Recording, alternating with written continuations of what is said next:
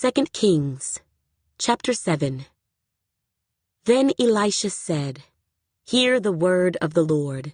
Thus says the Lord. Tomorrow, about this time, a seah of fine flour shall be sold for a shekel, and 2 seahs of barley for a shekel, at the gate of Samaria." So an officer, on whose hand the king leaned, answered the man of God and said, "Look, if the Lord would make windows in heaven, could this thing be?" And he said, "In fact, you shall see it with your eyes, but you shall not eat of it." Now there were 4 leprous men at the entrance of the gate, and they said to one another, "Why are we sitting here until we die? If we say, 'We will enter the city,' the famine is in the city, and we shall die there. And if we sit here, we die also.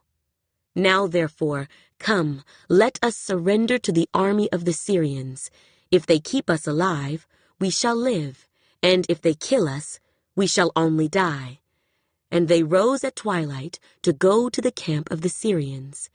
And when they had come to the outskirts of the Syrian camp, to their surprise, no one was there. For the Lord had caused the army of the Syrians to hear the noise of chariots, and the noise of horses, the noise of a great army. So they said to one another, "Look, the king of Israel has hired against us the kings of the Hittites and the kings of the Egyptians to attack us."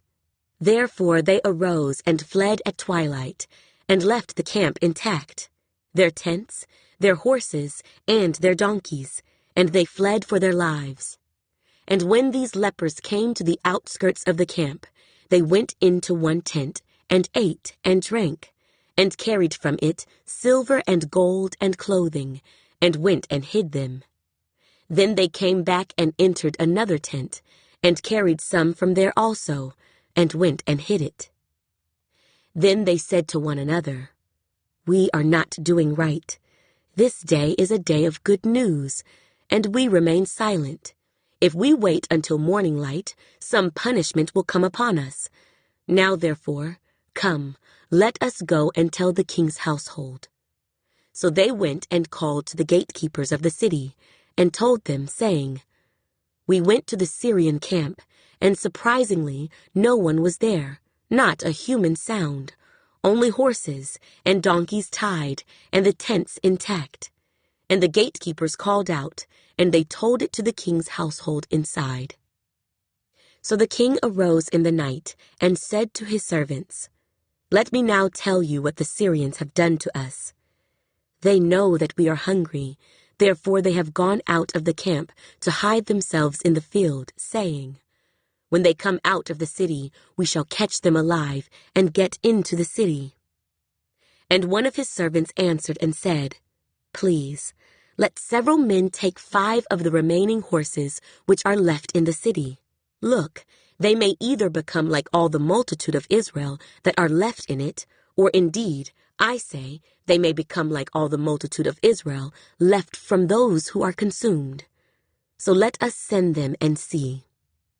Therefore they took 2 chariots with horses, and the king sent them in the direction of the Syrian army, saying, "Go and see." And they went after them to the Jordan, and indeed all the road was full of garments and weapons which the Syrians had thrown away in their haste. So the messengers returned and told the king. Then the people went out and plundered the tents of the Syrians. So a seah of fine flour was sold for a shekel, and 2 seahs of barley for a shekel, according to the word of the Lord. Now the king had appointed the officer on whose hand he leaned to have charge of the gate. But the people trampled him in the gate, and he died, just as the man of God had said, who spoke when the king came down to him. So it happened, just as the man of God had spoken to the king, saying, 2 seahs of barley for a shekel, and a seah of fine flour for a shekel, shall be sold tomorrow about this time in the gate of Samaria. Then that officer had answered the man of God, and said, "Now look, if the Lord would make windows in heaven, could such a thing be?" And he had said, In fact, you shall see it with your eyes, but you shall not eat of it." And so it happened to him, for the people trampled him in the gate, and he died.